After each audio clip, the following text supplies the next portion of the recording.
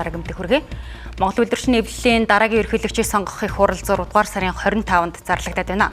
За нийтдээ 200 мянган гишүүний төлөөлөл болсон 260 төлөөлөгч их хуралд мандаттай оролцох юм байна.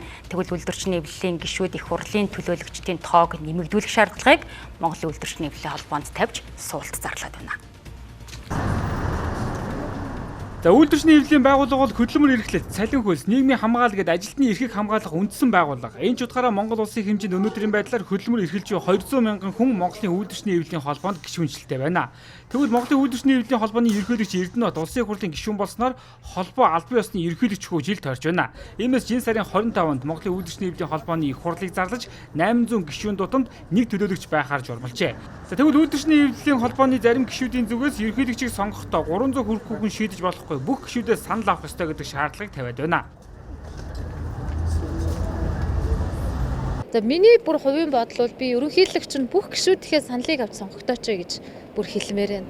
Бүх шатанд одоо үйлдвэрчний эвлэлийн байгууллагын төлөөлөл хуралдаад тэрнээс одоо шигшигдэж одоо ирж байгаа одоо их хурлд бодлогын шийдвэрт оролцох ийм хүмүүсийг л одоо их хурлын төлөөлөгч гэж үзэж байгаа.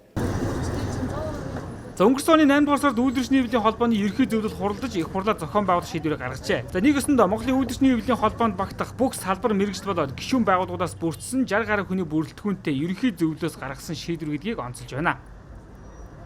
Ер нь энэ Монголын үйлдвэрчний эвлэлийн холбоо гэдэг байгууллага хаалттай болчихжээ. Бол ээлт тод нээлттэй байх ёстой гэдэг ийм зарчмыг л барьж өнөөдөр хүртэл явж байгаа. Гэхдээ энэ маань бас нийгэм болон гишүүдэд бас төдийлөн бас ойлгомжгүй ийм байдал үүсэж байгаа бол энийгээ бид нар их хурлаараа төлөөллийнхаа байгууллагуудаараа дамжуулаад асуудалд одоо нээлттэй ээлтэд хандах ёстой гэдэг ийм зарчмыг барь суурьтай л байна.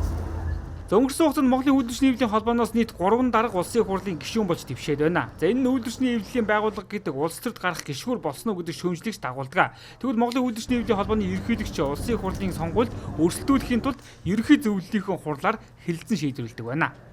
За мэдээж одоо манайх дүрмийн дагуу бас дотроо бас хэлэлцээд улсын хурлын одоо гишүүн давхар хийж байгаа нь үйлдвэрчний эвлэлийн дотоод үйл ажиллагаа болон бусад үйл ажиллагаанд хараа тусаар явах гэдэг энэ зарчмынхаа дагуу чөлөөлөх нь зүйтэйгээл үе үеийнхээ ерөнхийлөгч нарыг ингээд чөлөөлөөд одоо улс төрлөө ингээд оруулж байгаа гэсэн үг. Тэрнээс биш үйлдвэрчний эвлэлийн байгууллага одоо улс төрийн хараат аль нэг намын хараат гэх тийм одоо үнцэг бол байхгүй гэдгийг би бас нэгдүгээр хэлмээр байна.